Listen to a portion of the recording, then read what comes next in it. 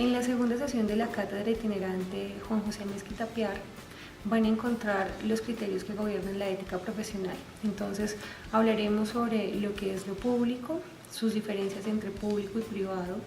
Adicionalmente a eso se abordará lo que son bienes públicos, bienes privados y bienes comunes. Y también abordaremos lo que es el interés público y la función social del contador con la intención de interrelacionar estos conceptos dentro del ejercicio del contador y ver cuál es el impacto que se tiene en su función social. Bueno, inicialmente les queremos dar la bienvenida a todos ustedes a nuestra casa de estudios, la Universidad Central, en esta segunda sesión de la cátedra itinerante.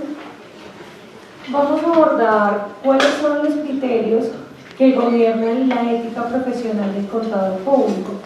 Para poder entender estos conceptos, entonces, inicialmente, vamos a hablar de conceptos como es lo público, el bien común, la función social y el interés público. En la medida que el ejercicio del contador, ¿me escuchan bien? Sí, señor. En la medida que el ejercicio del contador público está determinado por unas condiciones de creación de confianza, y entonces tenemos inicialmente que definir o conceptualizar qué es lo público, qué entendemos, porque muchas veces cuando nos hacemos preguntas de qué es lo público nos referimos a algunos lugares comunes que normalmente conectan lo público con lo estatal.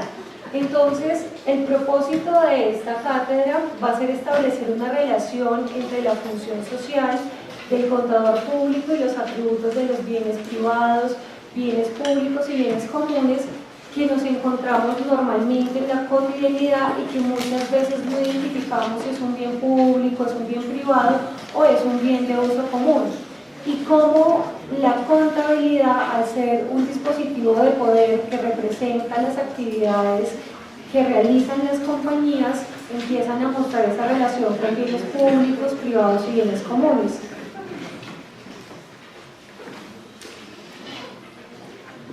Bueno, como les decía, inicialmente la pregunta que uno se hace es ¿qué es lo público? Para abordar qué es lo público, uno se encuentra normalmente respuestas como lo que es de todos, lo que es del Estado, lo que no es de nadie, entonces eso es lo público. Siempre nos vamos a referir a los griegos, a los romanos, teniendo en cuenta que nuestra cultura es occidental y por ende muchos de los conceptos que manejamos y teorías que desarrollan nuestra manera de concebir la vida y las relaciones humanas pues nos van a llevar a ello. Voy a permitirme tomar referencia de Múnera, donde nos dice que las sociedades contemporáneas no hacen referencia simplemente al Estado cuando se habla de lo público, porque vamos a encontrarnos que muchas veces dentro de la dinámica del ejercicio normal del contador público vamos a estar de pronto trabajando en una entidad petrolera, vamos a trabajar de pronto en una entidad financiera o en una entidad manufacturera. Eso va a determinar que nos acerquemos a bienes comunes, a bienes privados o a bienes públicos. Por eso entonces identificar qué tipos de bienes son los que están relacionados con las empresas va a generar que nosotros podamos tener una visión hasta dónde llega nuestra responsabilidad y hasta dónde la función del contador público de crear confianza es determinante dentro de la forma en cómo se concibe lo público. Entonces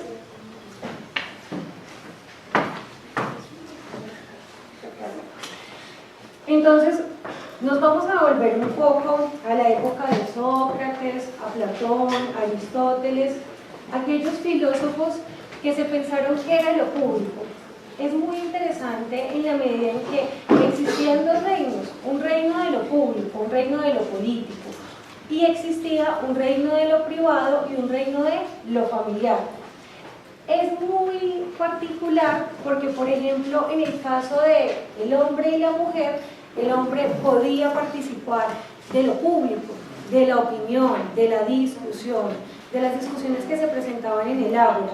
Mientras que cuando miramos el papel de la mujer en la sociedad griega, es un papel que está determinado a la procreación, un papel que implica asuntos familiares, que implica un asunto de lo privado. Por ejemplo, pensar lo público en los griegos es remontarnos a que los hombres debían ir a la guerra. Y en ese sentido, si un hombre tenía cobardía o se escapaba, por ejemplo, de la lucha que tenían con cualquier otro pueblo, pues estaba afectando lo público, porque en el caso de que ese otro grupo de hombres le ganaran la guerra al bando al que él pertenecía o al pueblo al que él pertenecía, pues se iba a encontrar que las mujeres, los objetos que estaban dentro de su aldea y todo eso iba a ser destruido, o sea, iba a ser destruido aquello que era de bien público para todos. En el caso de los romanos, Coronel nos va a decir que se hizo una diferenciación de esos dos reinos, de lo político y de lo privado.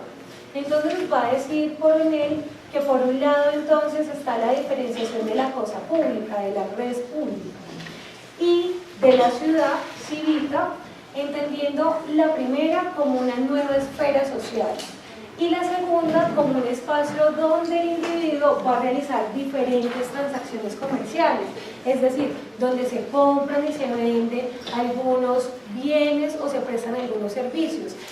Pero eso no nos va a dar cuenta de ese ámbito privado o de ese ámbito familiar que nos presentaba, por ejemplo, los griegos.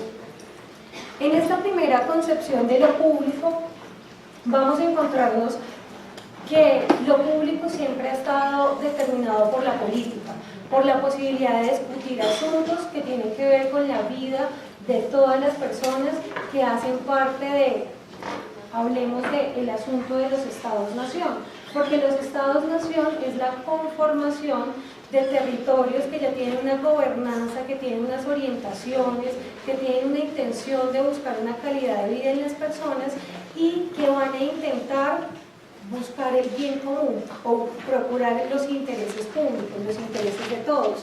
Es decir, procurar, por ejemplo, asuntos como saneamiento, la alimentación de las familias, lo que tiene que ver con la educación.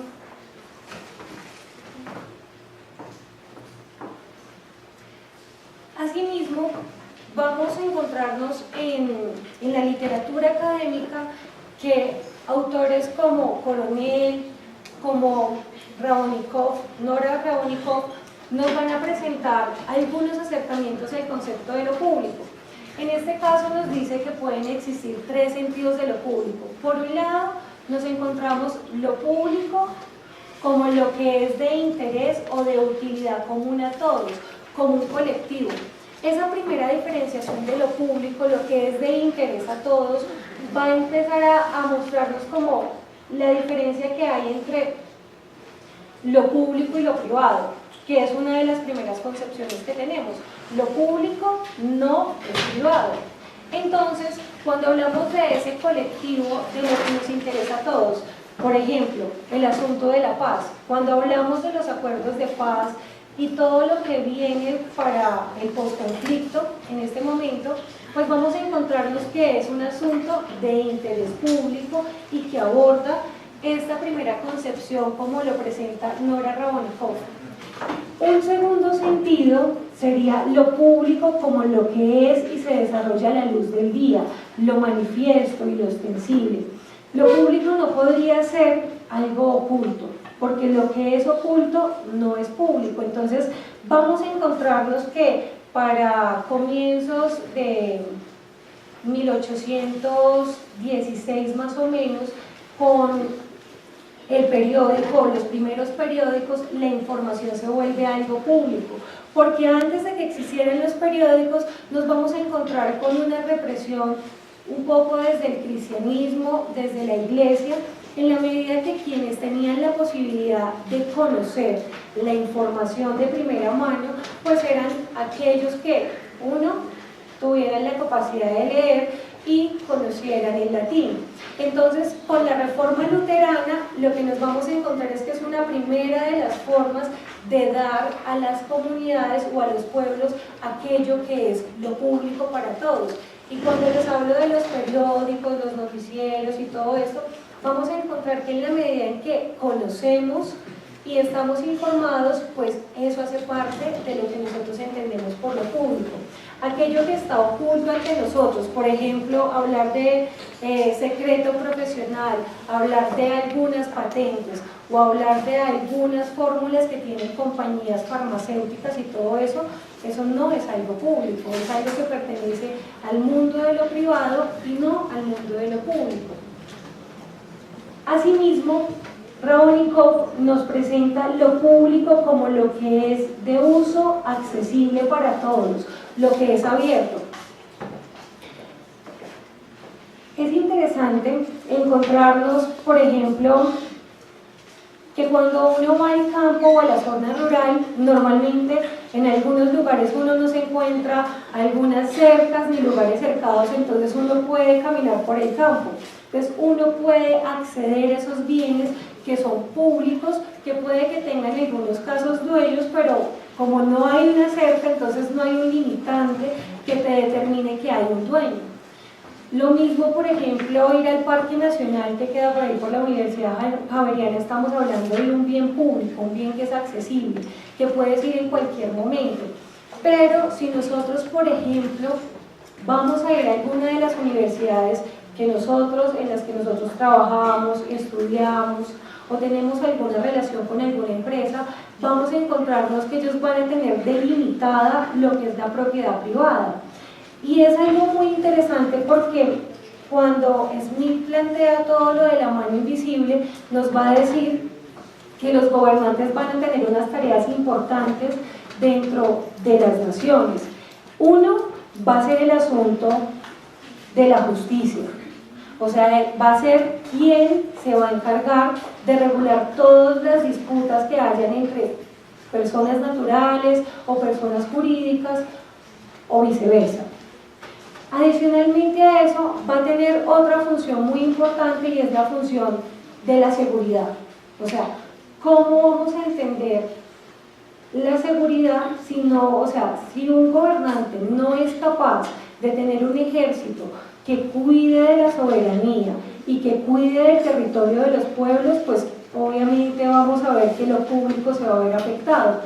Y por último, Smith nos va a decir que debe mantenerse al margen para no generar una ineficiencia dentro de los asuntos del mercado. Entonces vamos a empezar a limitar cuáles son las acciones de lo público. Otros de los autores que nos hablan un poco sobre lo público para tenerlo ya desde una perspectiva más contemporánea serían Brisser y Kuhn. Nos van a decir que lo público se puede entender como desde 4 esferas o desde 4 ámbitos.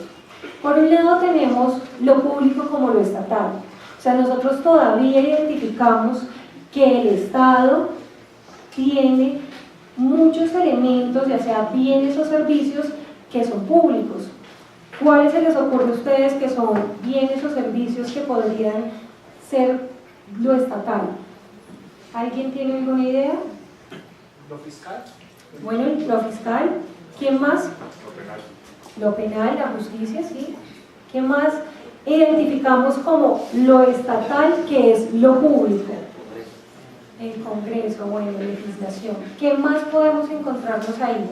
O sea, cuando ustedes empiezan a caminar se encuentran con que todo es bien privado o bien público. Normalmente encasillamos cada uno de esos bienes o servicios como si fueran públicos o privados, pero muchas veces no identificamos que pueden ser comunes o que pueden ser bienes club o bienes de peaje. Ahorita les voy a explicar un poquito eso con Samuelson y con Musgrave.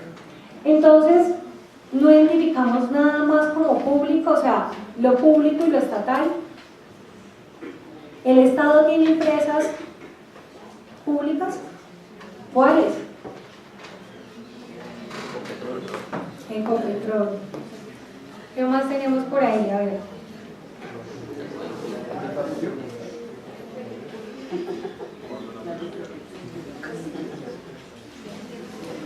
Bueno, les voy a hacer una pregunta un poco más fácil de contestar.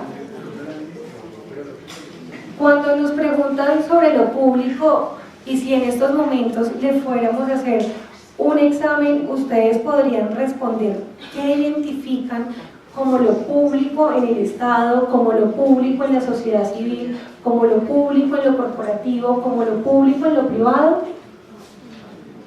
¿Por qué?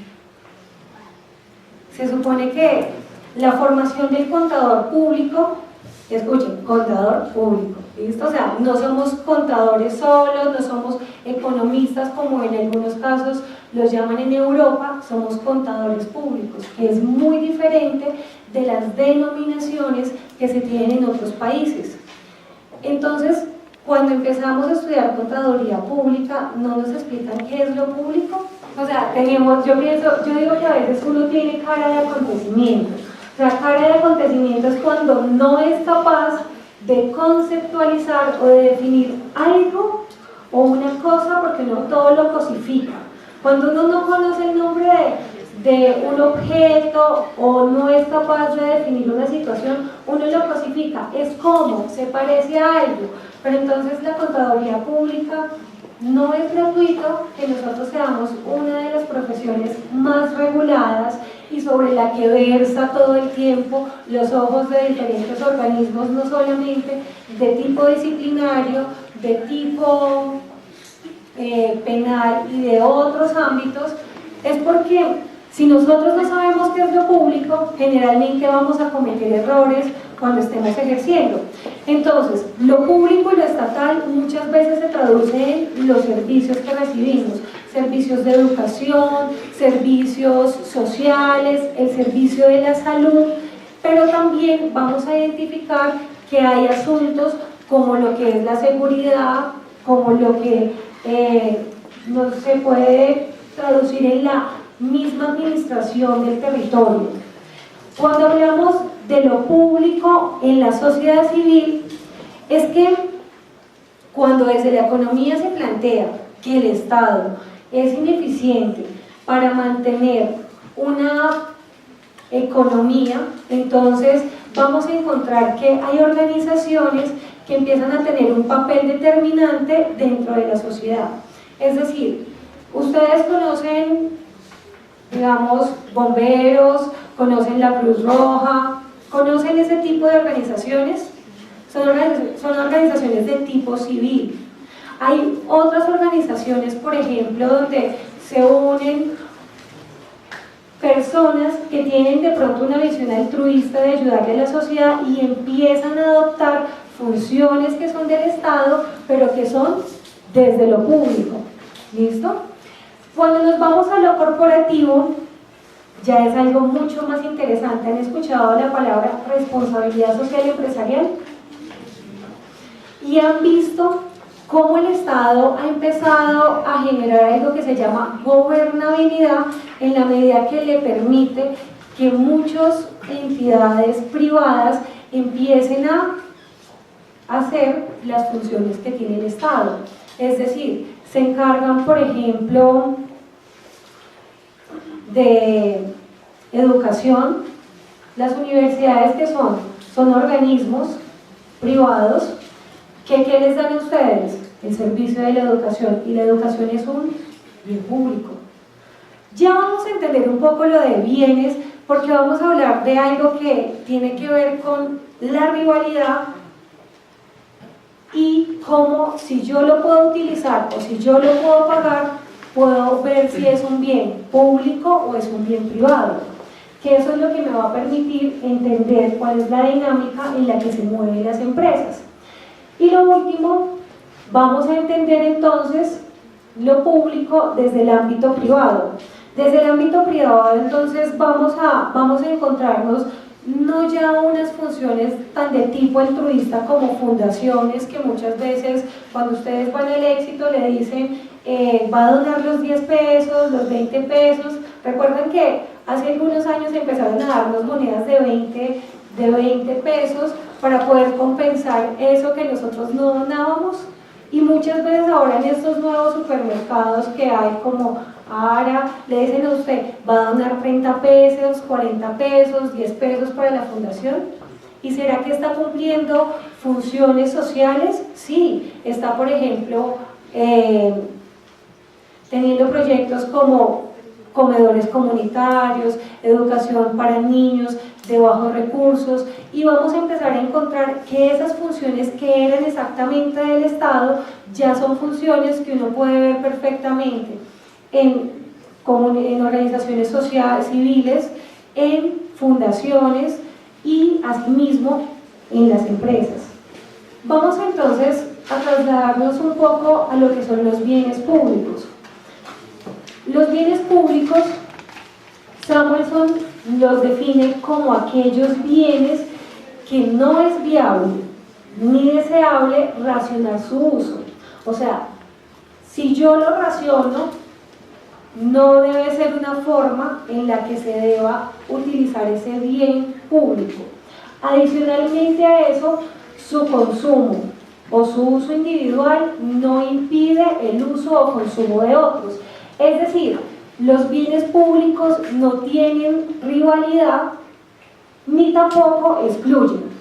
Vamos a hablarlos en términos un poco más castizos. Es decir, cuando hablamos de rivalización, es que si yo lo uso, lo puedo utilizar el profesor Franco, o lo puede utilizar el profesor Zamora, o la profesora Quintero, o cualquiera de ustedes.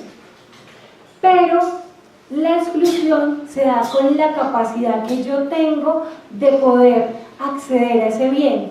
O sea, si yo tengo el dinero o tengo la capacidad para poder acceder a él. Por eso cuando se habla de bienes públicos, vamos a mirar que no excluyen ni tampoco rivalizan con el uso de varias personas. Para eso vamos a tomar dos ejemplos. Vamos a utilizar Stiglitz, que nos plantea un asunto, la seguridad. Entonces nos dice, si el gobierno crea una instalación militar que nos protege de los ataques, nos protege a todos. Si este ejército va a proteger a todas las personas independientemente de que haya mayor población, es decir, adicionalmente a que nazca un niño, 2, 5, 10, 20 o 100 niños, ese bien público lo vamos a poder seguir utilizando todos. Es decir, si usted necesita que lo acompañe un policía, por el hecho de que usted lo vaya a acompañar un policía para sacar un dinero y lo acompañe hasta su casa, eso no va a impedir que haya más policías que presten el mismo servicio. ¿Listo? Entonces, ¿qué encontramos ahí? Que es un bien público. Pero hay otro ejemplo. Normalmente, cuando se navega, ¿qué es lo que le permite identificar dónde hay como zonas costeras, hasta dónde puede llegar un barco y qué lo guía? O sea, ¿qué lo puede guiar al barco cuando va navegando? Un faro, exacto. Los faros son bienes públicos. ¿Por qué son bienes públicos? Porque sería muy costoso hacer que paguen un peaje para poder utilizar los faros. Entonces lo que nos dice Stiglitz es que, por un lado, es difícil, pero no imposible, impedir que disfruten de sus beneficios los barcos que no contribuyen a financiarlos.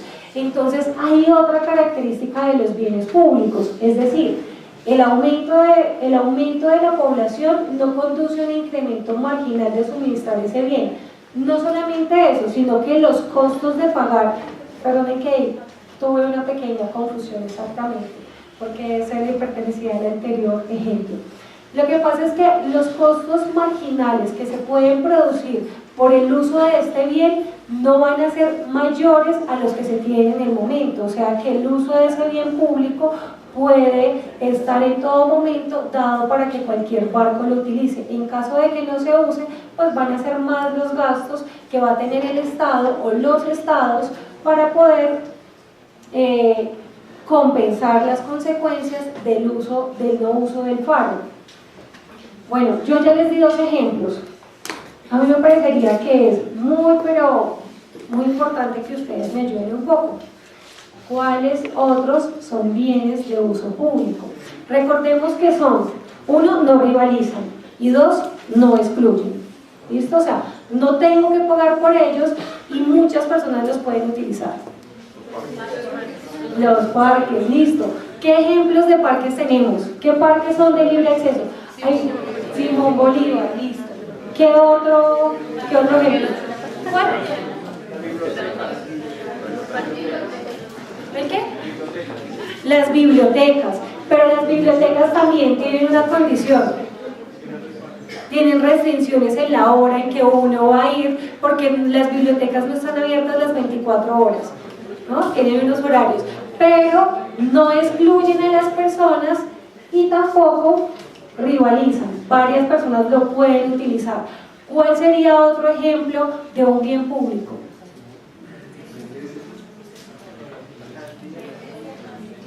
Las vías, los semáforos, por acá dicen.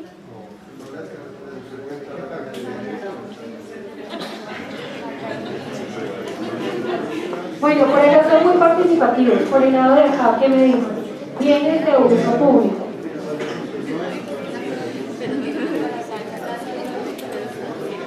El transporte público, pero me parece importante esto del transporte público. Ustedes han montado el Transmilenio y dice capacidad sentados, capacidad de pie.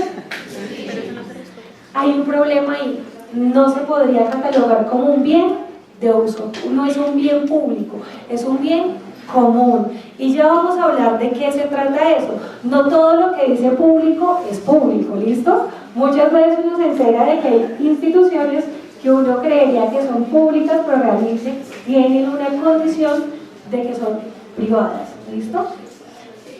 Hasta ahí yo creo que todos entendieron el ejemplo de los bienes públicos, porque ahorita vamos a hacer una actividad donde ustedes van a ser quienes nos van a enseñar cuáles son los bienes públicos, los bienes privados, los bienes comunes, los bienes de peaje, ¿ok?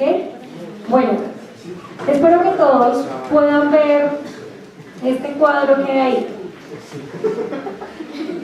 Samuelson nos va a decir que existe una diferencia, a ver, para que lo tengamos conceptualmente. Va a haber una diferencia entre bien público y bien privado, pero resulta que Musgrave va a empezar a decirle, venga, pero es que hay bienes que son públicos puros, pero hay bienes que son públicos impuros. O sea, eso parece como si fuera, ¿usted es de sangre azul o es de sangre de qué color? ¿Listo? ¿Por qué? Porque empezamos a mirar hasta qué punto son públicos y hasta qué punto empiezan a ser es como si habláramos de bienes que son entre públicos y privados, ¿listo? Entonces Samuelson nos va a decir que los bienes puros o bienes privados, dice, un individuo A puede ser excluido de consumo de bienes privados a menos que pague. ¿Listo? Entonces estamos hablando de exclusión. Siempre que me hablen de exclusión es pago.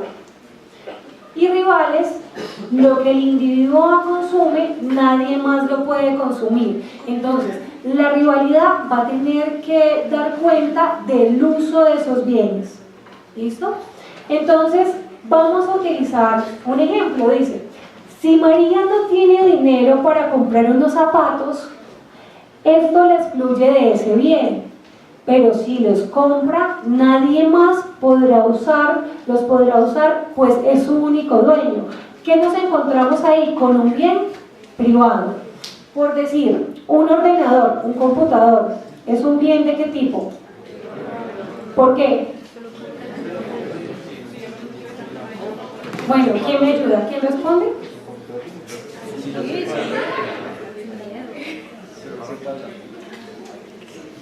Pues yo creo, o sea, si yo lo estoy utilizando en ese momento, nadie más lo puede utilizar.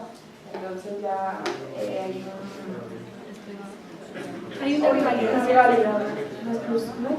La rivalidad tiene que ver con el uso, la exclusión es con la capacidad que tienes de pagar. ¿Listo? Claro. ¿Cuál es tu nombre? Jessica. Listo. Jessica nos dice que como ella lo está usando, nadie más lo puede usar. Nos está hablando de la rivalidad.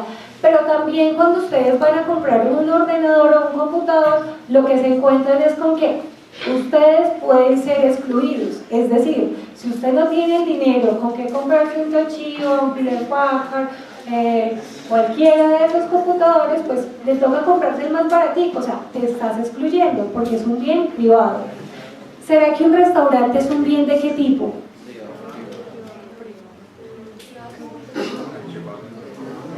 Depende. Si es privado, o sea, es excluyente y todos lo pueden utilizar, o sea, ¿qué nivel hay de rivalidad y qué nivel hay de exclusividad, de exclusión? ¿Un restaurante es un bien privado? ¿Por qué? ¿Quién dijo que sí? ¿Nadie? Sí, ahí listo. Muy bien. Pues excluyo porque, digamos, si yo no tengo dinero en el restaurante, pues no me van a dar, digamos, la comida o el plato. Y pues el plato que yo voy a consumir, nadie más lo va a consumir. Ok, muy bien. Bueno, entonces vamos a encontrarnos lo siguiente. Miren que esta tipología de los bienes, desde un punto de vista de Samuelson y más o menos un poco de Musgrave, nos va a decir que cuando es difícil excluir un bien, vamos a hablar de bienes públicos, ¿listo? Pero cuando es fácil excluirlos, vamos a hablar de bienes privados. Y resulta que va a depender si son unos bienes públicos puros o unos bienes públicos impuros. ¿De qué va a depender? Del asunto de la rivalidad. Si es una baja rivalidad, vamos a hablar de que son bienes públicos puros. Por ejemplo, ¿ustedes cómo pueden excluir a alguien o rivalizar con alguien de que tome el sol? No se puede. O sea, es un bien público puro, porque no lo puedes excluir y no rivaliza con nadie. ¿Listo? No se imaginaban que les iba a salir con eso. Okay. ¿Listo? Vamos a seguir con el otro. Cuando hablamos de un bien que es público y puro, vamos a hablar del sistema de bibliotecas. Cuando ahorita nos decían es que las bibliotecas tienen unas restricciones. Entonces, es difícil excluir a la gente. ¿Listo? O sea, es difícil que que uno diga que todos tienen que estar pagando para poder ingresar a una biblioteca. Pero si hay una rivalidad alta, ¿por qué? Porque no todas las personas pueden prestar los libros. Pueden entrar a la biblioteca, claro, pero ¿todos pueden prestar los libros? No necesariamente. Tienes que llenar formatos, que yo sepa en la Luis Ángel Arango, uno tiene que pagar por la inscripción de poder prestar los libros ahí. Entonces, ¿son bienes públicos? Sí, pero son bienes públicos impuros, porque tienen un alto grado de rivalidad en cuanto a su uso. Cuando hablamos entonces de los bienes privados puros, vamos a hablar del asunto de los ordenadores. ¿Por qué? Porque es fácil excluir, o sea, no lo puede comprar todo el mundo, pero adicionalmente a eso, no todos lo pueden usar al mismo tiempo. Entonces tenemos una fácil exclusión y una alta rivalidad. ¿Qué tenemos también? Por ejemplo, objetos personales como ropa. ¿Recuerdan el ejemplo de María y los zapatos? O sea, si ella se pone los zapatos, nadie más puede usar los zapatos. O sea, hay un alto nivel de rivalidad. Cuando hablamos de bienes privados impuros, aquí es donde les hablo un poquito de los bienes club o de los bienes de peaje. ¿Alguien alguna vez ha intentado ser socio de un club?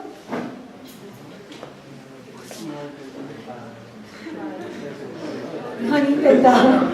No, pero yo creo que por acá, tú sí perteneces a un club, ¿cierto? O sea que él sí nos puede contextualizar un poco sobre esto. Cuando hablamos de bienes privados impuros o de bienes club o bienes de peaje, vamos a encontrarnos que para poder ser socio, ¿qué te toca pagar? Una cuota de sostenimiento. Una cuota. Entonces van a ser aquellos bienes por los cuales nosotros pagamos una cuota para poder acceder a todos los bienes que hay ahí. O sea, pueden ir X cantidad de personas y pueden tener los mismos servicios que tú, ¿cierto? Pues la X cantidad de personas siempre y cuando sean socios. Exacto. Y siempre y cuando lo que vayan a utilizar esté disponible en el momento. Listo, pero por ejemplo, digamos que van a ir a la zona húmeda, sauna, turco, piscina, todo eso. ¿Vas a encontrarte que varias personas lo pueden utilizar? Sí. Entonces, ¿qué es lo que nos vamos a determinar ahí con esos bienes impuros privados o bienes club o de peaje que establece MUSGRA? Nos va a decir que para poder disfrutar de servicios gratuitos tenemos que pagar una cuota inicial. Es decir, los gimnasios hacen parte de esos bienes club. ¿Qué más? La televisión por cable, Netflix, que todo el mundo ve Netflix. Como ya ustedes tienen claro cuáles son las características de los bienes públicos y de los bienes privados, yo creo que voy a preguntarle a alguien del público que me explique cuáles son las dos características de exclusión y de rivalidad entre bienes públicos, bienes privados y bienes de peaje. Bueno, la pregunta es, teniendo en cuenta que hay dos características, rivalidad y exclusión, ¿listo? Entonces, nos vas a explicar cuál sería el nivel de rivalidad y exclusión que se da en un bien público, ¿listo? Pueden ayudarle sus dos compañeros que están al lado.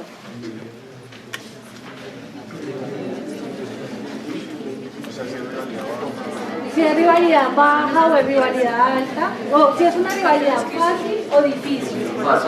Espérate, no, si es una exclusión fácil o difícil, y si es una rivalidad alta o baja. ¿Listo? Si son públicos es una rivalidad baja. Rivalidad baja. ¿Y el nivel de exclusividad? De exclusión. Alto. Va a ser difícil, va a ser difícil. El nivel de exclusión va a ser difícil en un bien común, en un bien público, perdón. Okay. Y puede ser una rivalidad alta o baja, ¿listo? Dependiendo si es puro o impuro, ¿listo? Y ahora sí, yo creo que la compañera le ayuda con el otro.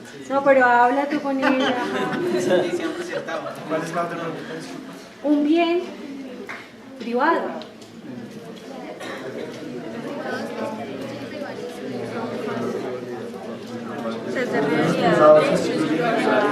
Entonces, ¿una exclusión de qué tipo? Una exclusión alta y una rivalidad alta también. Listo, entonces los bienes peaje o bienes club serían ¿cuáles? Tiene una exclusión alta y una rivalidad baja. Bravo.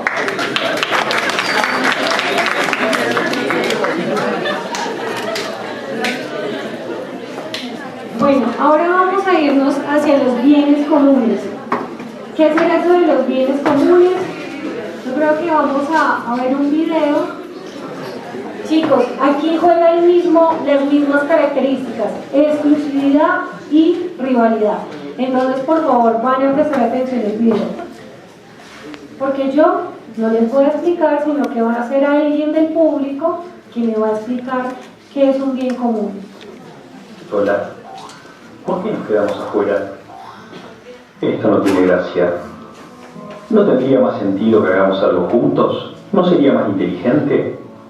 ¿No sería una vida mejor para todos? Sin embargo, el mundo es diferente. ¿Por qué será? Toda nuestra vida se basa en recursos, y esto incluye no solo la diversidad de la naturaleza, sino también los espacios comunes en nuestras ciudades y pueblos, educación y ciencia, el mundo digital. En realidad, todos estos recursos alcanzan para proveer a las personas. Sin embargo, el mundo se ve diferente, porque la naturaleza fue cercada, los espacios sociales se están privatizando, el acceso a la educación se vuelve mercancía, y la libertad en el mundo digital se pierde frente a los monopolios. Algunos los llaman derechos. La razón es simple. Quien hace escasear un recurso produce una necesidad. Quien crea una necesidad puede ganar un montón de dinero.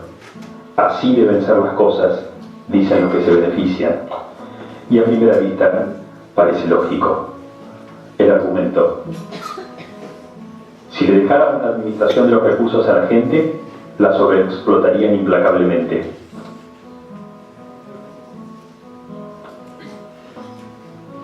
Imagínese si un pastizal, donde cada pastor del pueblo lleva a pastorear a sus ovejas. Pero, ¿por qué solo una? Si con 10 podría tener muchas más ganancias. Pero si cada pastor actuara así, el pastizal quedaría despojado en poco tiempo y la comunidad perdería sus medios de subsistencia. Suena razonable, ¿no?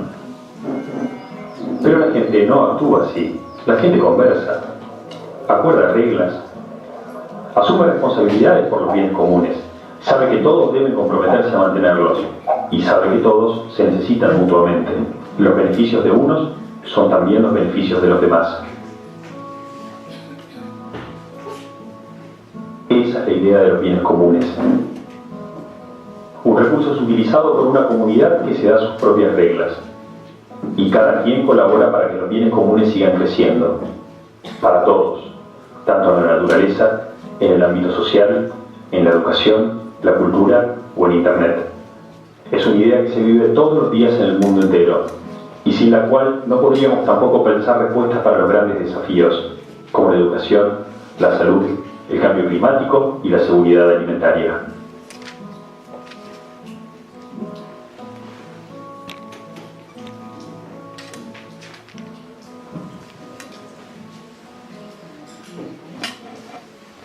Para poder ambientar los bienes comunes, vamos a hablar de cuál es la tragedia de los comunes.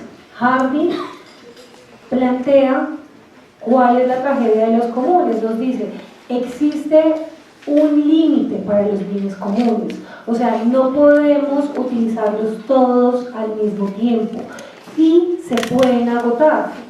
Es decir, Hardy lo que nos va a decir es que la tragedia de los comunes, recuerdan que hablaban de un campo de pastoreo, de una parcela, y entonces el ejemplo práctico que siempre se ubica para la tragedia de los comunes es, existen por ejemplo 10 ovejas, 10 pastores, y esos 10 pastores, pues hay uno que le da por, venga, yo quiero tener más ganancias, entonces voy a llevar otra oveja. Entonces ya no estamos dividiendo esas ganancias entre las 10 ovejas que habían antes. Van a haber 11 ovejas. Y como no es que la sociedad y que las personas seamos como envidiosas ni nada de eso, sino que todos queremos tener ganancias y más ganancias. Y si el señor Juan compró otra oveja, ¿por qué no la puedo comprar yo? Y en la medida en que más se sobreexplota ese campo, lo que vamos a encontrar es que va a llegar un momento donde ninguno va a ganar. Y se va a desaparecer ese espacio que se tenía para que las ovejas pudieran alimentarse. Entonces, Hardy nos va a decir, la tragedia de los comunes debe solucionarse de dos formas. Uno, vamos a dividir esa parcela en 10 partes iguales. O sea, vamos a hablar de propiedad privada. Y cada quien que maneje su pedacito como quiera. O también podríamos tener una segunda solución. La segunda solución es pensar en un administrador, alguien que administre ese bien común y que diga cuántas ovejas puede tener ustedes. ¿Qué es lo que nos comprueba con esto Hardy?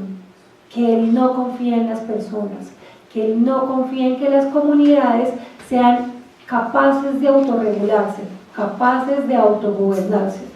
Y en ese sentido, pues vamos a ver que hay otra persona que es Elinor Ostrom, que es Premio Nobel de Economía, una única mujer, listo, o sea, orgullosamente, por hablar sobre la gobernabilidad de las instituciones desde el punto de los bienes comunes. ¿Qué es lo que nos va a decir ella? No, los bienes comunes pueden ser autogobernados por comunidades pequeñas o grandes. Para poder hablar un poco más de eso, digamos que cerca a una casa de campo, hay, digamos que en una...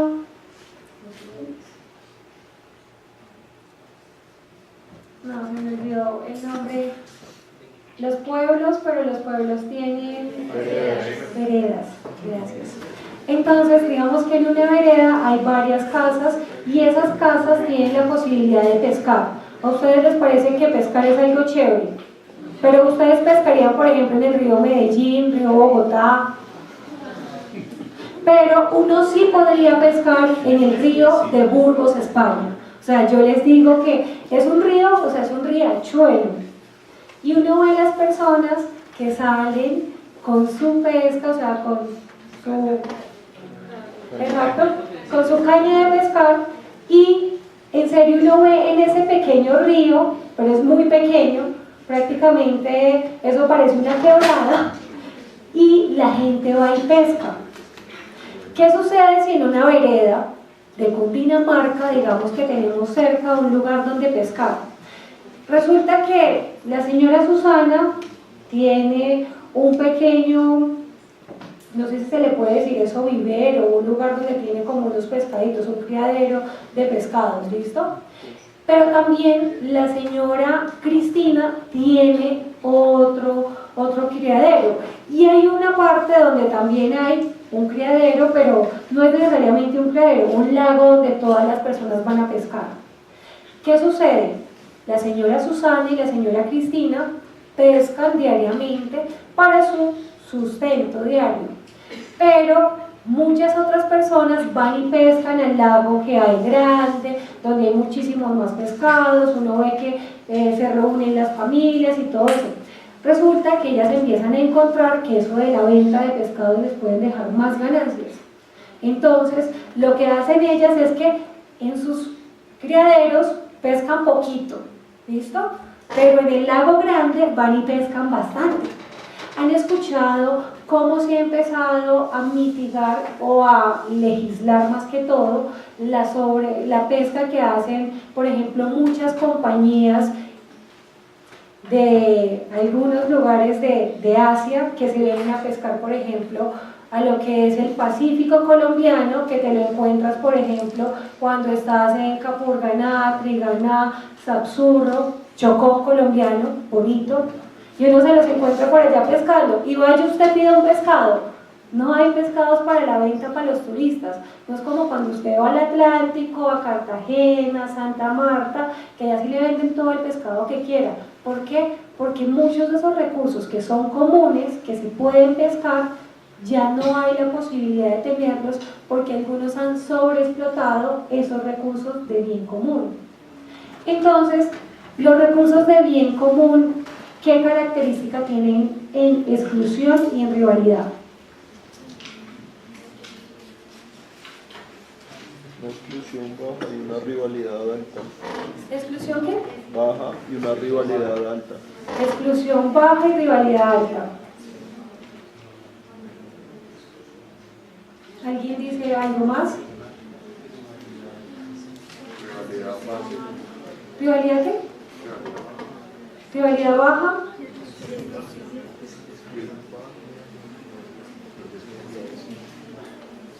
Nos confundimos con la exclusión y con la rivalidad. Les voy a dar una pista. Una de las dos características no aplica. Es correcto, no hay exclusión.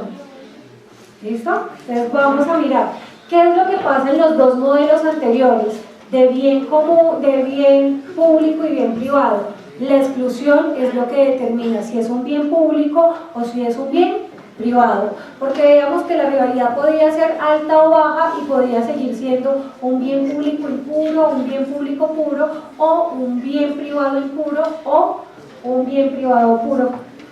Entonces, los bienes comunes no son excluibles, pero sí son bienes rivales, o sea que la cantidad de personas que lo pueden usar es determinado. ¿Listo? Entonces, lo que antes veíamos que les decía que Samuelson y Musgrave habían clasificado los bienes en privados y públicos a partir de la exclusión. Entonces, ¿cuál es la novedad que nos plantea Elinor Armstrong? Nos va a decir que, o sea, su tesis, y por lo que realmente nosotros empezamos a identificar los bienes comunes, es que no existe nadie mejor para gestionar sosteniblemente un recurso común que los propios implicados. O sea, que un recurso común puede ser un bien privado, sí, claro que sí, o puede ser un bien público. Es decir, hay personas que pueden ser propietarios, pero hay quienes se pueden apropiar de los recursos. Por ejemplo, si yo tengo una casa abandonada en el campo, voy muy de vez en cuando y los vecinos tienen vacas, tienen de todo, y ven que ese pasto está muy bueno y que en la casa de ellos no tienen tanto pastizal. ¿Qué pasa? ¿Yo los voy a excluir de ese bien? No, ellos pueden utilizarlo, pero obviamente va a haber un asunto de rivalidad. No pueden utilizarlos tantos como quieran, sino tantos como pueda ese bien común. Entonces, lo que nos va a decir Elinor es, esa tragedia de los comunes se va a solucionar a partir de una administración de los recursos. ¿Cómo va a decirnos ella que lo podemos hacer? Nos dice que hay una forma colectiva de uso y explotación sustentable, o sea, no vamos a explotarlo de cualquier forma, sino de manera que esa explotación nos proporcione unos mecanismos de autogobierno, es decir, vamos a plantear unas reglas que limiten esa capacidad de explotación que tenemos. ¿Eso que nos va a garantizar en esos mecanismos de autogobierno? Equidad en el acceso, o sea que se puede acceder. Va a haber un control democrático, cuáles van a ser los cuidados que se van a tener, va a haber una protección y vamos a garantizar una vitalidad de los bienes públicos. Hay una pregunta que le hacen a Harding, y es si nuestro planeta puede mantenerse por muchos años teniendo en cuenta el estilo de vida norteamericano. ¿Ustedes qué dicen? ¿Qué responde Harding?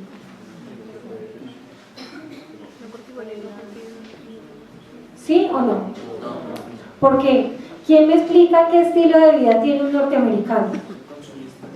Sí, son consumistas, o sea, los colombianos, yo les voy a poner un ejemplo. Si en este caso yo me encontrara a alguien, yo conozco una pareja, una chica que es colombiana y el esposo es norteamericano, resulta que una vez se les ha dañado la licuadora. Yo no sé si eso sucede solamente en la región de Antioquia, pero las mamás cuando se dañan algo, ellas no piensan en obsolescencia programada, que nosotros sí lo conocemos. La mamá dice, ah no, eso toca llevárselo al técnico para que lo arregle. ¿Se aplica también en Bogotá? Listo. Resulta que esta joven, cuando se dañó la licuadora, le dijo, no, ¿cómo que vamos a comprar licuadora? No, amiguito, lo que vamos es a mandarla a arreglar. Y él le dice, no, pero ¿cómo? Vamos a comprar una licuadora nueva. ¿Cuál es la visión que tenemos nosotros? Reutilizar, arreglar, hasta que se dañe. Si los zapatos se les daña el taconcito, va uno y le pone otra cosita para que eso...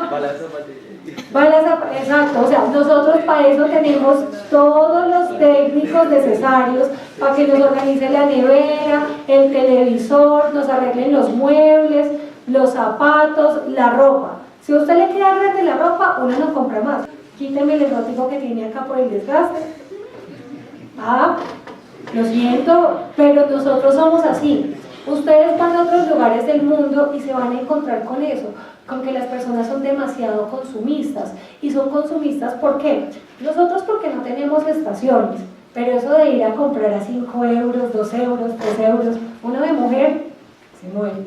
Dice, un vestido 5 euros, 15.000 pesitos, no, está muy bien. ¿Cuántos terminas comprándote? no digamos nada, en Estados Unidos, pues muchas de las marcas que nosotros reconocemos acá, que son de nuestro gusto, nuestra preferencia, son extremadamente baratas. Ellos consumen demasiado porque obviamente les sale a un precio muy económico. Pero adicionalmente, nosotros, ¿qué tipo de carros tenemos? A ver, pequeños, grandes, medianos. Listo. ¿Cómo es el típico carro de un norteamericano? Norteamericano que se respete, tiene camioneta, o sea, nada que ver. Y entonces, o sea, estamos hablando de una sociedad de consumo, o sea, comes McDonald's, Burger King, Subway, o sea, pura comida que no es tan saludable. Adicionalmente a eso, ya en estos momentos terminamos, yo ya sé, yo me caminando, por favor, no me disperse la gente. Bueno, yo voy a terminar de explicarles esta parte y les aseguro que luego tendremos un pequeño break, ¿listo? Porque ya el profesor ya se antojó de Subway, no creo que de McDonald's, pero bueno, listo. Entonces, el estilo de vida norteamericano y de algunos países de Europa también siguen siendo países muy consumistas. Como les explicaba, nosotros pensamos en arreglar, ellos piensan en comprar de nuevo. Entonces, los bienes comunes, vamos a encontrarnos algo que se llama recursos de uso común y va a aludir al sistema de recursos naturales o creados por el hombre lo suficientemente grande como para volver costoso, aunque no imposible, excluir los beneficiarios. O sea, en la medida en que nosotros veamos que tiene un mayor costo la exclusión, pues van a ser recursos de uso común. Por ejemplo, otros nos hablan de un sistema de recursos y unas unidades de recursos. ¿Recuerdan el ejemplo que les hablaba del lago, de la pesca y todo eso? Entonces podríamos encontrarnos que un área de pesca podemos entenderlos como un sistema de recursos, donde hay unos bienes comunes. Pero ¿cuáles serían entonces, en qué se traducen las toneladas de pescado que se capturan? Se traducen en unidades de ese recurso. Entonces, vamos a encontrarnos que frente a los bienes comunes, entonces vamos a hablar de sistema de recursos y de unidades de recursos. ¿Listo? Entonces, las unidades es aquello que se utiliza, se extrae de ese bien común, y el sistema va a ser todo aquello que lo compone. Bueno, en esta segunda parte de la cátedra vamos a abordar entonces los conceptos de interés público y función social. Pero vamos a empezar a adentrarnos un poco a lo que es la contabilidad y cómo nosotros podemos identificar el concepto de interés público y la función social del contador. Bueno, para hablar de interés público, creo que nos puede servir un poco ya lo que hemos hablado de lo público. ¿Por qué? Porque cuando hablamos de palabras que son compuestas, entonces vamos a encontrarnos que este tipo de definiciones que se componen de interés y público pueden darnos de pronto una luz al haber conceptualizado un poco, solo un poco, sobre qué es lo público. Entonces, yo voy a ir un poco hacia el punto de la ética y vamos a empezar a entender qué es interés. El interés, nos dice López, se trata de cosas o situaciones sociales o relaciones sociales que engendran un deseo fuerte, una necesidad fuerte o incluso una pasión. Es decir, un interés no necesariamente va a radicar de un asunto puro, natural, algo bonito, no. A veces a nosotros nos interesan objetos, personas, proyectos de vida o proyectos de alguna índole solamente porque lo queremos hacer, y eso es lo que nos lleva a que nosotros empecemos a buscar un camino o unas metas de cómo llegar. Entonces el interés podemos definirlo como un deseo fuerte, ya sea porque nosotros creemos que podemos depender de eso o porque simplemente se nos antoja.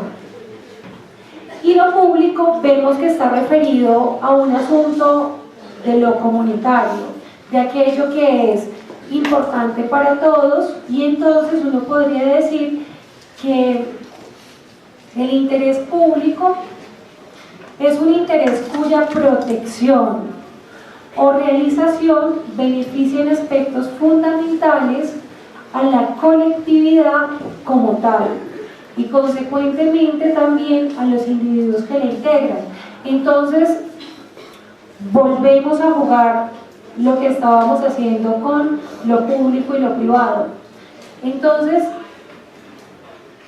¿qué es interés público y qué es interés privado o interés individual? Entonces, el interés individual es el que cada uno de nosotros empieza a identificar de acuerdo a unos gustos, preferencias, necesidades. Un ejemplo de interés privado o de interés individual. Ahorita yo recuerdo que el profesor Franco me dijo, ¿cómo hablas de comida dentro de la cátedra? Inicialmente fue un interés individual, pero tuvo una lógica que llegó a ser un interés común de todos. Todos ya querían, cuando uno le hablan de comer, es como, ¿ustedes por qué creen que cuando vamos a cine uno siempre tiene que comer palomitas? Bueno, les voy a contar la historia, mas no les voy a decir el año. Resulta que los primeros experimentos que se hicieron para consumo de comidas y bebidas en algunos lugares de espectáculos públicos, lo que ellos hicieron fue, en la proyección de la película, ubicaron la palabra palomitas. Palomitas. 1, 2, 3 veces. Cuando las personas hicieron una pausa, salieron a comprar palomitas. No sabían por qué lo hacían, pero era que habían visto la imagen de la palabra que los hacía pensar en que querían comer eso. Por ejemplo, cuando el profesor Franco nos dijo, no hables de comida, pues inicialmente todos ya pensaron en comida y yo entendí claramente que debía finalizar mi intervención en ese momento. ¿Listo? Entonces, cuando hablamos de interés público, ¿a qué nos referimos? La contaduría pública o el contador público tiene una función social de la salvaguarda de confianza y de la construcción de esa confianza que protege el interés público. Nosotros, ¿qué hacemos normalmente? Llevamos todo el proceso contable de una compañía donde identificamos unas actividades, las reconocimos, las medimos, las representamos, generamos unos estados financieros o unos informes y a partir de eso se toman decisiones. Esa información que nosotros elaboramos, ¿para quién es? ¿Para quién? No, pero está bien, dime. Pues para la gerencia. Para la gerencia como tal, en primera instancia, y obviamente pues para todo interés público, ¿no? Para los bancos, para nuestros clientes, para los proveedores, inversionistas. Sí, entonces ya pues tendría un sentido público el tema de los estados financieros. Listo, cuando Edward me dice que emitimos información para diferentes usuarios y nos dice qué estamos haciendo, recuerden que Nora Raborikov nos decía que había una forma de lo público donde es lo visible y no lo invisible. ¿Qué empezamos a generar nosotros? Estamos generando la posibilidad de que la información que tienen las compañías pueda ser una información a partir de la cual se tomen decisiones. Sin embargo, vamos a encontrarnos en el desarrollo de esta segunda parte que el interés público, de acuerdo a lo que plantean los diferentes organismos profesionales, pues no necesariamente se va a referir a la sociedad en general, sino que se puede referir a los gerentes, a los prestamistas y hasta ahí nomás. Entonces vamos a mirar hasta dónde ese interés público de la profesión contable responde a un interés público general o simplemente a un interés particular. Es decir, sobre el concepto de interés público hay demasiadas discusiones. Se puede decir que el interés público se ha utilizado de unas formas que es como un comodín, o sea, le sirve a todo. ¿Por qué? Porque usted quiere hacer un proyecto de infraestructura en algún lugar y usted dice, es que eso es interés público, es que las personas se van a beneficiar. Y cuando uno empieza a revisar proyectos de ley y muchas de las normas que tiene nuestro Estado colombiano, lo que se encuentra todo el tiempo es interés público, interés público. Y ahí hay un papel fundamental, el papel que juegan los políticos, porque ellos todo el tiempo buscan actuar en pro del interés público. Es decir, recuerdan que ahorita cuando hablábamos de los bienes comunes decíamos que teníamos que empezar a protegerlos y todo eso porque tienen que ver con el uso de varias personas y que en el tiempo más o menos a mediano plazo o a largo plazo pueden desaparecer. Vamos a encontrar que hay unos intereses privados y hay unos intereses públicos dentro de eso. Es decir, para que un país como China, desde hace 3 décadas, haya implementado una política de tener solo un hijo, ¿listo? En China, Sandel nos presenta en un libro que se llama Lo que el dinero no puede comprar, cómo en China existe una política hace 3 décadas de un solo hijo por familia. Solo las familias que son rurales les permiten tener 2 hijos, pero ¿saben cuál es la condición? No solamente pagar, si es niña pueden tener otro hijo, ¿listo? O sea, si ellos tienen una niña pueden tener otro hijo, pero como nos dice Andrea, resulta que para poder acceder a tener otro hijo adicional, tú vas a pagar una tarifa. O sea, ya uno empieza a pensar en que las multas son tarifas por acceder a algunos beneficios que el Estado ha empezado a limitar. ¿Y a limitar por qué? Por un asunto de supervivencia humana, la sobrepoblación que hay en el mundo. Y en ese sentido, entonces, vamos a ver que China empieza a dar unas políticas de natalidad donde habla de interés público. ¿Por qué? Porque si siguen teniendo tantos hijos como los que han tenido, pues ustedes imaginan más personas en este mundo generando el mismo consumo y teniendo el mismo impacto sobre la tierra, no vamos a poder. O sea, la tierra sigue siendo un recurso de bien común que tiene un límite. Entonces, como les decía, el interés público ha sido un concepto que se ha utilizado para todo, para lo que ustedes quieran. Ustedes quieren hacer algo, hablen de interés público y seguro que cualquier persona le va a hacer caso.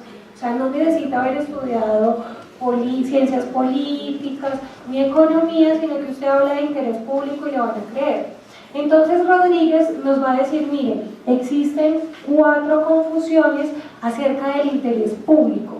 La primera nos le dice que es en el sentido descriptivo y normativo, es decir, las decisiones se toman pensando en la satisfacción de los deseos de un grupo mayoritario y en el cumplimiento de ciertas metas. Hace que el concepto pueda ser manipulado y utilizado de manera intercambiable, significando algunas veces el querer del público y otras veces el de los funcionarios encargados de establecer metas sociales. Es decir, cuando nosotros hablamos de mayor inversión extranjera en Colombia y decimos que eso tiene que ver con el interés público, puede que no necesariamente sea con el interés de todos, sino con el interés de algunos que pueden participar de esas inversiones extranjeras, ya sea con algunas personas que tienen relaciones en el exterior y le dicen, miren, aquí hay una posibilidad de capitales golondrinas, pueden invertir, hay una política muy interesante. ¿Y cómo se construyó toda esa política en el gobierno de Uribe de pura inversión extranjera? A partir del interés público. Es un interés para que a futuro nos vean como un país sólido, que está en crecimiento y como un país emergente a futuro. Pero realmente, ¿cuáles han sido los escándalos de corrupción con los hijos de Uribe? Ustedes han escuchado las empresas que tienen ellos, todo lo de las zonas francas. Estábamos hablando de algo de interés público. ¿Listo? Primera confusión. Segunda, simplificar exageradamente los problemas jurídicos.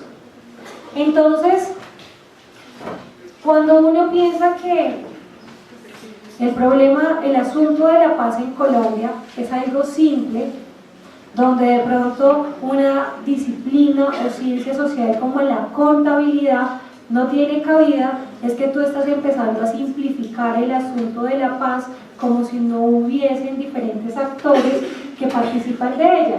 Entonces, exageradamente podemos utilizar el concepto de interés público para simplificar asuntos que tienen mayor trascendencia. Es decir, la noción de interés público ha resuelto cuestiones que requerían de un análisis mucho más detallado y cuya solución adecuada se encontraba en criterios más sutiles que la simple invocación del concepto. ¿Qué sucede? Que muchas veces reducimos las discusiones de la profesión, de la sociedad, a un concepto que minimiza todo y que sirve de comodín. Entonces, al utilizarlo, lo que hacemos es que simplificamos la discusión y eliminamos la posibilidad de crear unas nuevas soluciones. La otra confusión tiene que ver con el error semántico al expresarlo como un objetivo para alcanzar. Entonces, cuando hablamos sobre línea de la pobreza y decimos que nosotros somos extremadamente pobres en algunas necesidades básicas insatisfechas, pues vamos a empezar a invocar ese interés público para alcanzar algún objetivo que muchas veces, por ejemplo, dentro de las teorías del desarrollo invocan lo que es, por ejemplo, los asuntos de crecimiento económico, la línea de pobreza, la calidad de vida, el desarrollo humano, el desarrollo sustentable y también invoca asuntos de libertad. Cuando uno empieza a hablar de interés público, porque puede reunir todos esos elementos, pues lo que hacemos es que lo buscamos como si fuera un objetivo y no necesariamente todo está en pro del interés público. Cabe recordar que quienes a veces elegimos y están en la política y deciden por nosotros, deciden en pro del interés público. Y no necesariamente ese interés público nos sirve a todos, sino que le sirve a algunos. Y por último, la aplicación descontextualizada del término. Entonces, Rodríguez nos dice que se han formulado definiciones del concepto con la intención de que sean pretensiones universales. Es decir, en derecho existe algo que se llama conceptos indeterminados. Esos conceptos indeterminados son conceptos que se usan mucho, por ejemplo, el interés público, pero que los conceptos tienen que tener una trascendencia. Es decir, cuando ahorita hablaba sobre lo público en los griegos, que les decía que había dos reinos, uno lo de lo público y otro lo de la familia o privado, nos encontrábamos con que esa concepción de lo público ha cambiado. Y entonces, ¿cómo el interés público no puede trascender?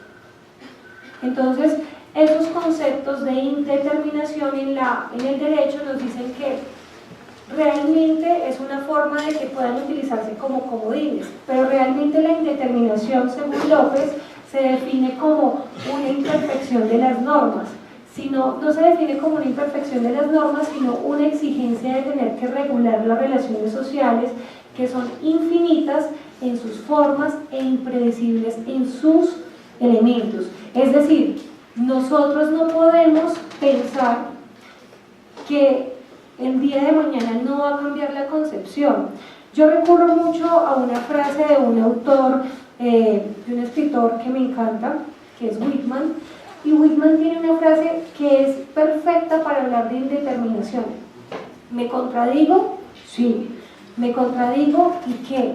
Soy inmenso, en mí habitan multitudes.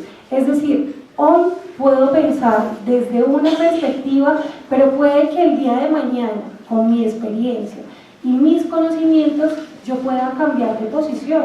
O sea, es totalmente valedero. Y eso es lo que tratan de hacer con el interés público, o sea, cómo se empieza a acomodar en la medida que va pasando el tiempo y que se van dando unas condiciones de vida diferentes. No es lo mismo pensar el interés público, digamos, en la Segunda Guerra Mundial, o pensar en estos momentos donde ya todos piensan en paz y antes solamente pensaban en acabar con su enemigo.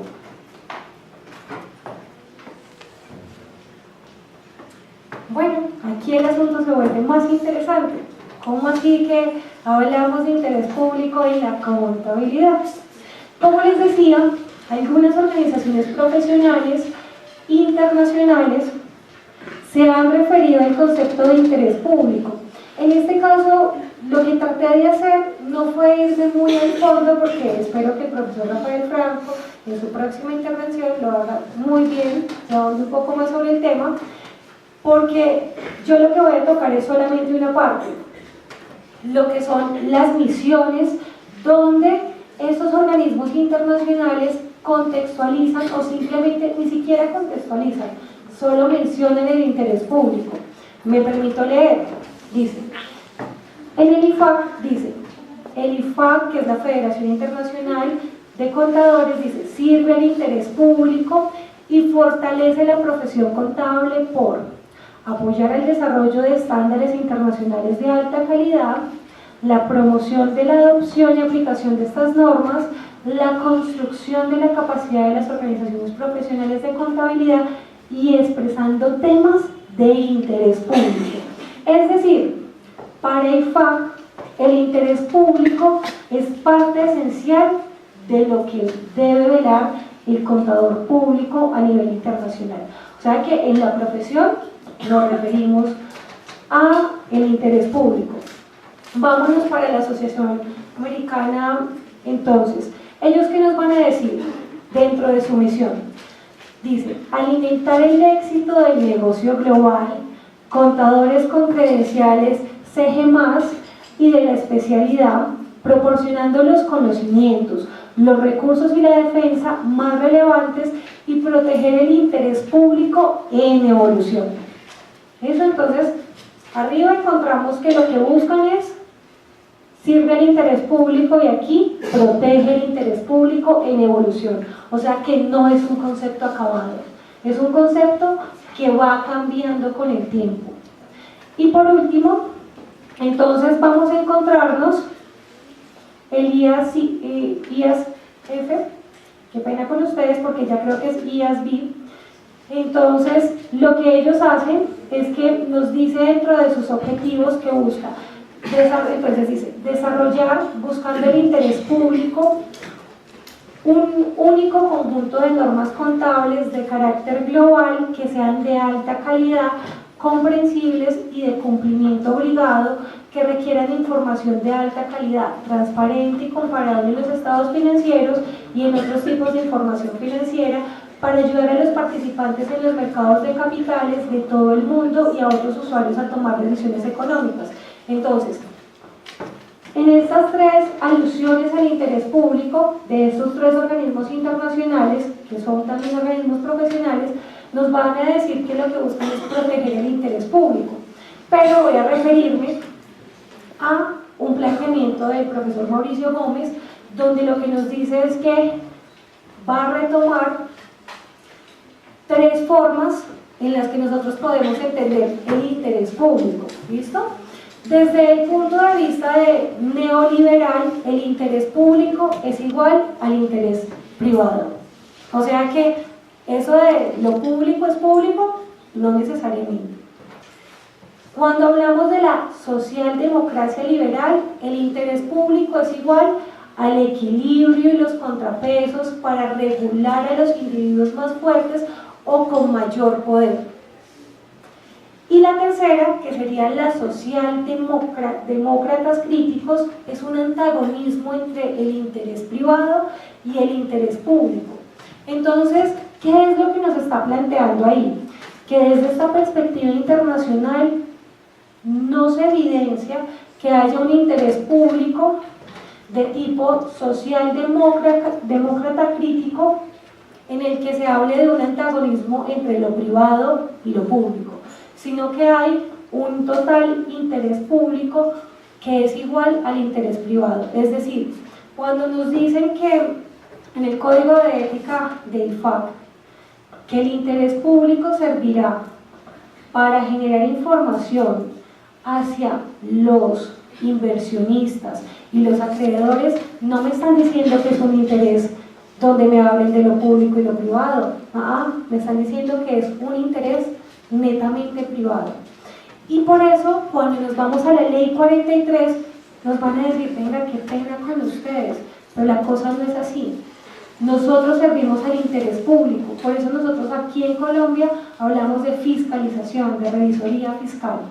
¿Por qué? Porque estamos comprometidos con la sociedad, y en esa medida en que nos comprometemos con la sociedad como parte de ese interés público, nosotros no servimos solamente a los inversionistas, a los acreedores, sino que servimos a la sociedad en general, llámese Estado, llámese clientes, llámese empleados, como ustedes los quieran empezar a tipificar, pero servimos al interés público.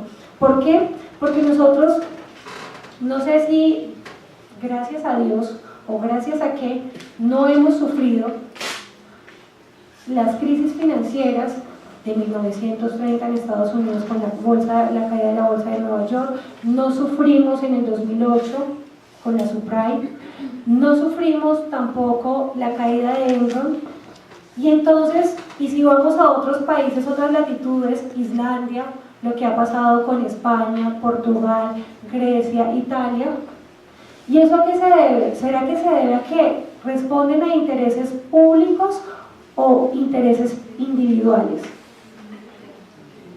Entonces, de pronto esto es como un llamado a que, más allá de identificar cuál es la actividad que tienen las mismas empresas, es que nosotros tengamos en cuenta que el papel que jugamos dentro de las compañías es un papel determinante. ¿Determinante por qué? Porque las decisiones que se toman a nivel político son decisiones que nos afectan a todos. Bueno, y vamos ahorita a hablar un poco de qué es la función social. Rousseau habló del contrato social, ¿listo? Y entonces lo que nos empieza a hablar de ese contrato social es que un contrato siempre tiene partes, y esas partes somos cada una de las personas que conformamos la sociedad. Es decir, para que nosotros digamos que existe una nación, tenemos que empezar a identificar unos elementos que son comunes. Es decir, cuando nosotros hablamos un mismo idioma, tenemos unos elementos culturales, y adicionalmente a eso tenemos un territorio en conjunto. Obviamente existen otros elementos que permiten que se cree una nación. En algunos casos se habla de la religión, que también permite esa conformación de unos elementos identitarios que nos hacen que queramos pertenecer a algún lugar. Y la nación, que es la cantidad de personas que se unen, que se identifican con esos elementos, vamos a encontrar que esas personas finalmente lo que hacen es que crean el Estado. Por eso cuando hablamos de Estados-naciones, vamos a encontrar que el Estado lo que hace se encarga de administrar el territorio. Por eso tiene todos los servicios, por ejemplo, los servicios de salud, educación, justicia, seguridad, entre otros. Entonces, esa función social, todos tenemos una función completamente distinta. Como ciudadanos debemos comportarnos, y si alguien está en una situación, se puede decir como desvalido o algo así, normalmente lo que hacemos es colaborarle. ¿Y cuál es la función pública, la función social del contador? Entonces, en el texto de escándalos empresariales nos encontramos que la función social de los contadores públicos es la construcción y salvaguarda de la confianza. ¿Y qué es la confianza? Es esa creencia que tenemos en el otro, de que podemos depositar en él. Puede ser contarle un secreto, puede ser prestarle dinero. Hay muchísimas situaciones que nos llevan como a pensar eso, ¿listo? Entonces, ¿cómo creamos confianza? ¿O cómo crece la confianza en el ámbito contable? Uno, si hay una claridad en la comunicación que se presenta de la información que nosotros generamos. Dos, la certeza de que esa información es real, que no estamos utilizando contabilidad inventiva, contabilidad elusiva, contabilidad creativa. Es decir, que no estamos ubicando aquellos vacíos de la norma para sacar mayor provecho utilizando la contabilidad elusiva. Dos, que no estamos sobrepasando la norma y cometiendo delitos a partir de una contabilidad inventiva. Y tres, una contabilidad creativa, que es presentar hechos que no existen, sino solamente dentro de la imaginación de quien los está presentando. Segundo, la pertinencia de la información. ¿Será que la información es pertinente en cualquier momento o hay unos periodos de tiempo que son necesarios esa información? Y por último, que es uno de los elementos más importantes, la claridad, la simplicidad. No hay como que a uno le hablen de forma clara, precisa y sin rodeos. En la medida que se cumplen estos elementos, va a crecer esa confianza. Y entonces, ¿a qué nos referimos con confianza? A que la contabilidad simplifica la realidad. ¿Y simplifica esa realidad a través de qué? De unas representaciones claras de los procesos complejos que tienen las empresas. Si nosotros no representáramos la información, podría existir cualquier otra representación de la información y no hablaríamos del balance y los esquemas que tenemos dentro de la contabilidad. Hablaríamos de otras formas de representación de información. Pero nosotros creamos confianza es a través de esas representaciones, de esa valoración para poder generar esa información. Y entonces, ¿cómo es que va a existir más confianza? La confianza se da cuando se dictamina la información. Entonces, por eso el llamado es a no firmar sin antes tener totalmente la certeza de que la información es real y que con su firma está dando fe pública, es correcta, pues no lo haga sin antes desconfiar un poco de lo que puede suceder con esa información, porque muchas veces tanta confianza nos daña. Bueno, para finalizar vamos a tener dos partes. Uno, vamos a ver solo un pedacito de un video de Sandel, porque esta es una cátedra de ética. Y si nosotros no nos confrontamos con lo que pasa con nuestra profesión, pues, ¿qué es lo que puede suceder después? Entonces, hay unos elementos desde la ética o desde las escuelas de ética que es importante tener en cuenta en el momento en que uno toma decisiones. El video nos tomará unos, si mucho, 7-8 minutos, ¿listo? Y luego de eso vamos a hacer una actividad en grupos y yo les aseguro que estaremos saliendo tipo 9:15 de la universidad. ¿Okay? Chicos, va hasta las 10 de la noche.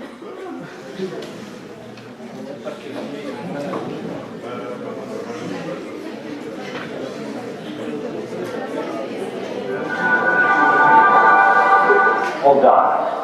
Let's assume you know that for...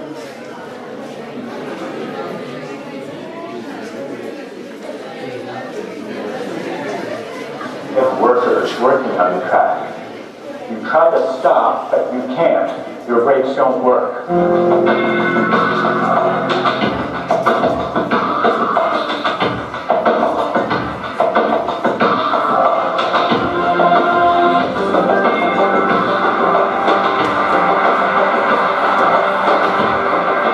This is a course about justice, and we begin with a story. trolley car, and your trolley car is hurtling down the track at 60 miles an hour. And at the end of the track, you notice 5 workers working on the track. You try to stop, but you can't. Your brakes don't work. You feel desperate because you know that if you crash into these 5 workers, they will all die. Let's assume you know that for sure. And so you feel helpless until you notice that there is, off to the right, a side track. And at the end of that track, there's 1 worker working on the track. Your steering wheel works, so you can turn the trolley car, if you want to, onto the side track, killing the 1, but sparing the 5. Here's our first question. What's the right thing to do? What would you do? Let's take a poll. Bueno, no sé si, me imagino que algunos de pronto no alcanzaron a leer, pero yo les voy a contar de qué se trata. Vamos a hacer de cuenta que ustedes en estos momentos conducen un tranvía a 60 millas por hora, pero se han quedado sin frenos. Saben que les puede servir todavía el timón para poder dirigir hacia un riel, hacia un carril o hacia el otro carril, ¿listo? Bueno, más que todo carril no, o hacia una de las líneas como tal. Van a encontrarse que por la vía, por la línea donde van, finalizando esa línea, hay 5 trabajadores. Y usted sabe que no puede parar el tranvía y que podría matarlos. Pero cuando usted va, se da cuenta que existe otra línea a su derecha. Y en esa línea a su derecha, usted encuentra que hay un solo trabajador. ¿Qué es lo correcto? ¿Usted qué haría? ¿Hacia dónde decide irse? ¿Cuál sería la decisión que van a tomar? Bueno, vamos a hacer la encuesta. 2 opciones. 2 opciones. ¿Sí? O sea, en la vida siempre tienes un dilema. O tomas la decisión A o tomas la decisión B. Así es la vida. Y así es la contabilidad también. ¿Haces lo correcto o lo incorrecto?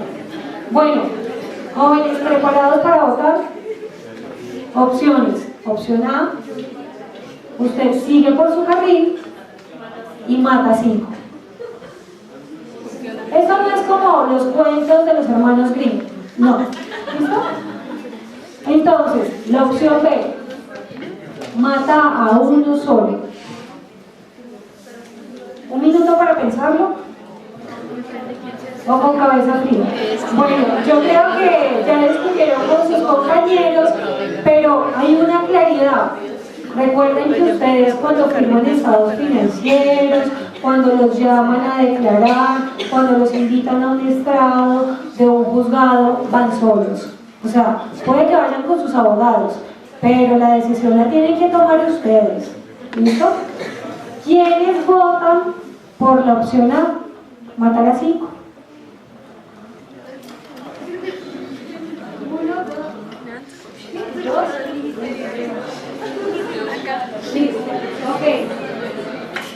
¿Quiénes optan por la opción B?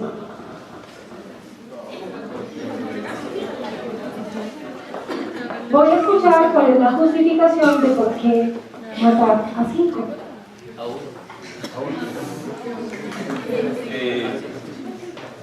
Bueno, digamos, yo no lo pienso tanto por el lado de... Yo lo pienso más como hacia mi vivencia.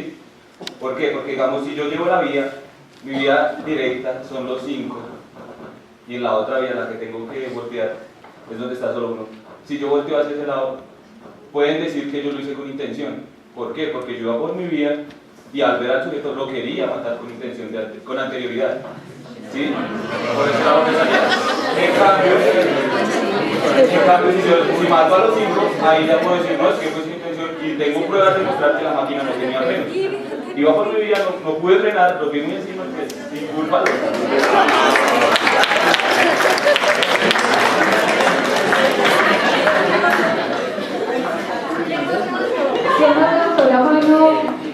de 5.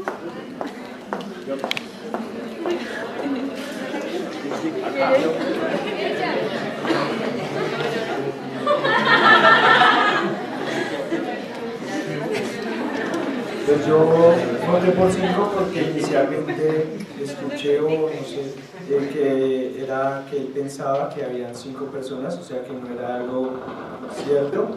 Y lo otro es que si hay 5 personas, alguno se puede dar cuenta que el tren va por ahí y puede avisar a los demás.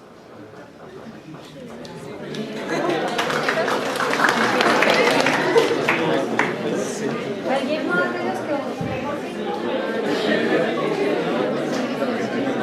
Bueno, de forma voluntaria, casi todo el público votó por matar a solo uno.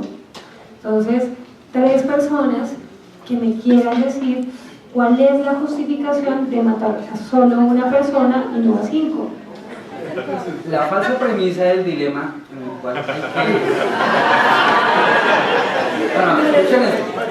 Este dilema sirve para ejemplificar la postura ética del utilitarismo, que es una de las corrientes más importantes en la historia, digámoslo, de la ética y también, en cierta manera, las premisas de la historia económica. El utilitarismo de John Stuart Mill y de Bentham. ¿Qué presupone esa premisa? Que siempre hay que buscar ante un dilema el menor mal o el bien mayor de la gran mayoría. Es decir, en este caso, digámoslo, atropellar a uno por no atropellar a 5 sería el menor mal, ¿sí? Y salvaría más vidas. Ese sería el criterio básico. ¿Cuál es el asunto? Que ninguna de las dos opciones, digámoslo, en términos, digámoslo, de una decisión o un dilema moral sería correcta. Esa es la falsa premisa, que hay una correcta. Bajo la propuesta del utilitarismo, o sea, asumir que es preferible atropellar a uno solo y no a otros por salvar las vidas de otros, pues es una premisa correcta dentro de la estructura utilitarista. Y de hecho mucha parte de la normatividad en el siglo XIX y el siglo XX está fundada y basada en premisas utilitaristas, es decir, buscando el bienestar de la gran mayoría. Esa sería la Bueno, aunque considero que el dilema aquí es la vida de otra persona, va a una alta velocidad. Digamos que si al saltar de línea, o sea, digamos que mi voto va más hacia la esperanza de descarrilar la velocidad en la que voy. No, no objetivo de matarlo, tal vez lo mate.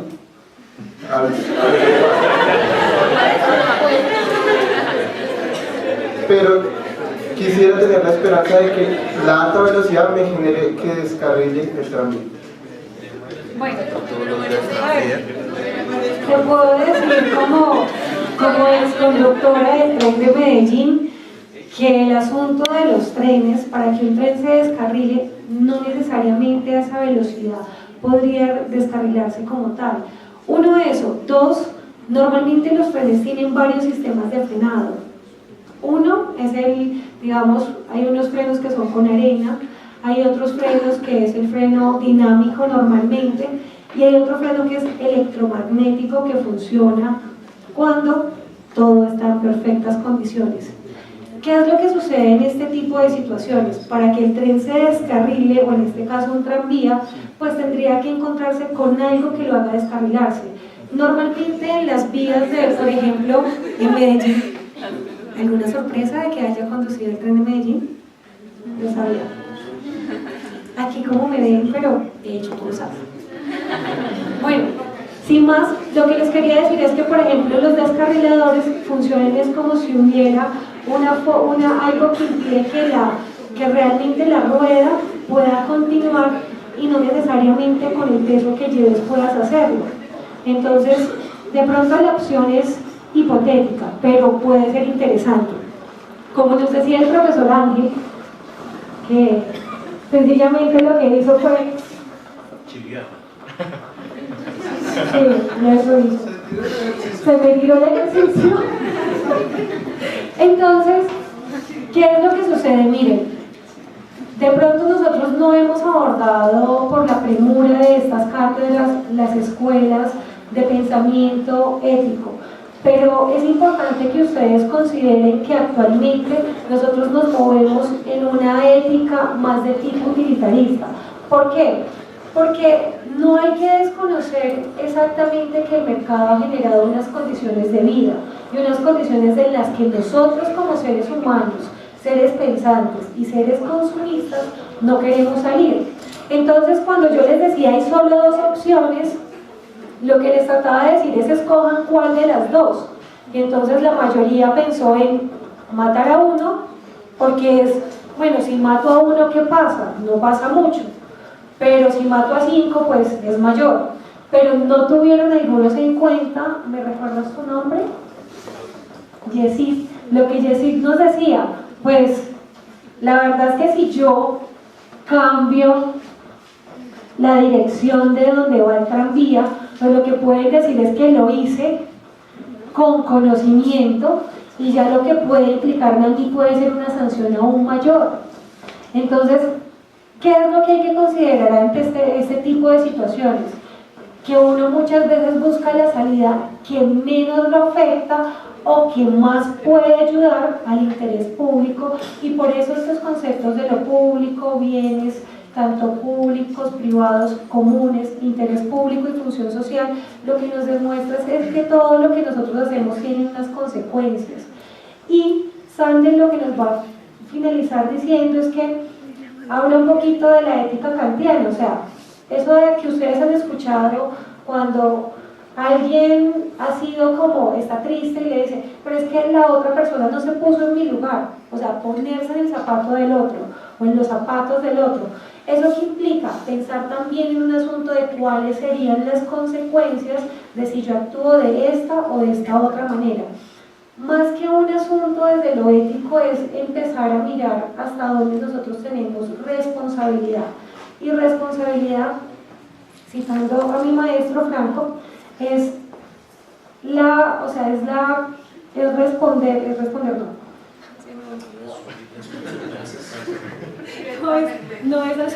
es asumir las consecuencias de los actos de terceros o propios, y es lo que normalmente nosotros hacemos. Caso Enron, caso Parmalat, caso Interbolsa. ¿Quiénes responden normalmente? Los revisores fiscales, muchas veces los contadores, y cuando uno mira, estas personas no reciben un solo peso de lo que pasó en ese fraude. Vamos a hacer un ejercicio de cómo identificamos bienes públicos, bienes privados y bienes comunes. Yo traje unas hojitas, lo que van a hacer es una corta historia, fábula, historieta o un cuento en el que ustedes van a identificar bienes públicos, bienes comunes y bienes privados. Un domingo de Pedro, acto número 1. Una mañana soleada, Pedro se levantó con ánimo de jugar tenis. Para ello, invitó a su amigo a desayunar a un restaurante, bien privado. Segundo acto. Al terminar, cogieron Transmilenio para dirigirse al Parque Simón Bolívar. Bien público. Acto número 3. Al llegar, se dirigieron a la administración de la cancha de tenis para ver si había cupo disponible y poder jugar. El administrador les afirmó que para dentro de una hora, un bien común. Acto número 4.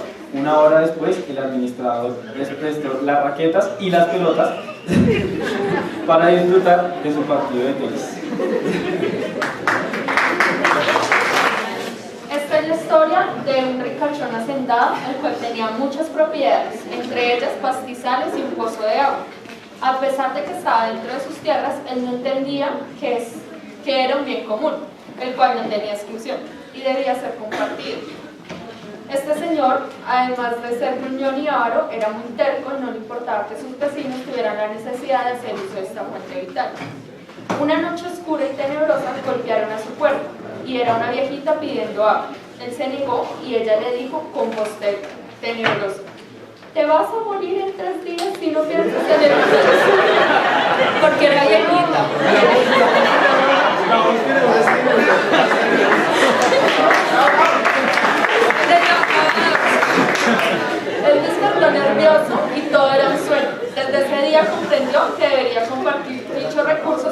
parte del bien común del pueblo y decidió que sus vecinos pudieran utilizar sus pastizales para alimentar su ganado y darle de beber a los niños. Además de eso, donó un terreno para hacer un parque municipal y crear dicho bien público. Esta es la historia de Juan Camilo, un chico del común. Él piensa que su vida es rutinaria, puesto que vamos a empezar con la vida de él. Se levanta normalmente a las 6 de la mañana, se baña y se viste con su uniforme de trabajo. Se dirige a su acostumbrado transporte, el sistema integrado de transporte público, el cual en algunas ocasiones no alcanza a tomar el primer bus, por lo cual tampoco llega a tiempo al trabajo. Al llegar a su trabajo, desempeña sus labores anhelando su hora del almuerzo. Al fin llega la hora esperada, y él se dirige al parque que queda enfrente a su empresa para disfrutar el paisaje y un momento de tranquilidad. Regresa a su trabajo y continúa con sus labores. Al finalizar el día, pasa frente a la Universidad Republicana, la cual desearía asistir, pero no lo puede hacer por falta de solvencia económica. Esto lo llena de frustración, debido a que la Constitución se estipula que la educación es un bien público, pero en nuestra sociedad se convirtió en un bien común.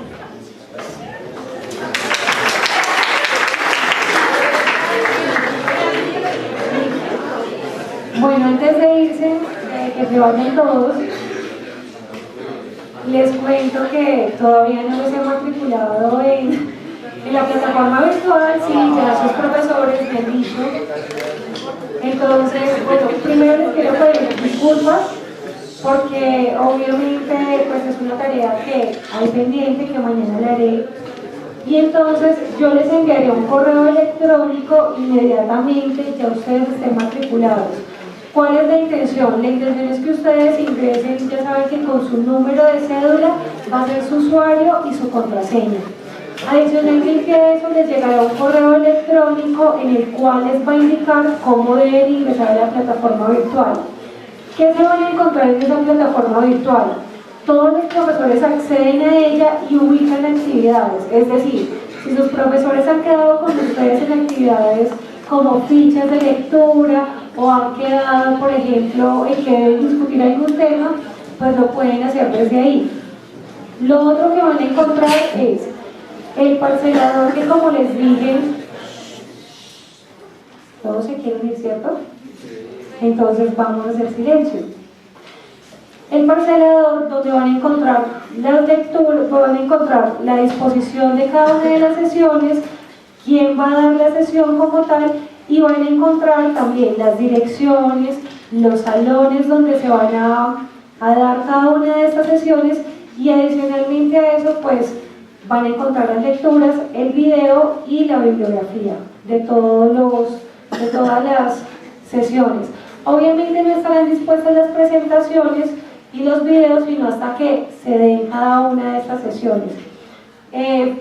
No hay más que decir, me alegra mucho haberlos visto. La próxima sesión va a ser en la Universidad Libre, en la sede del Bosque. ¿Listo? Entonces, en la Facultad de Contaduría Pública, que es donde está el auditorio. ¿Listo? Segundo piso. Hasta luego.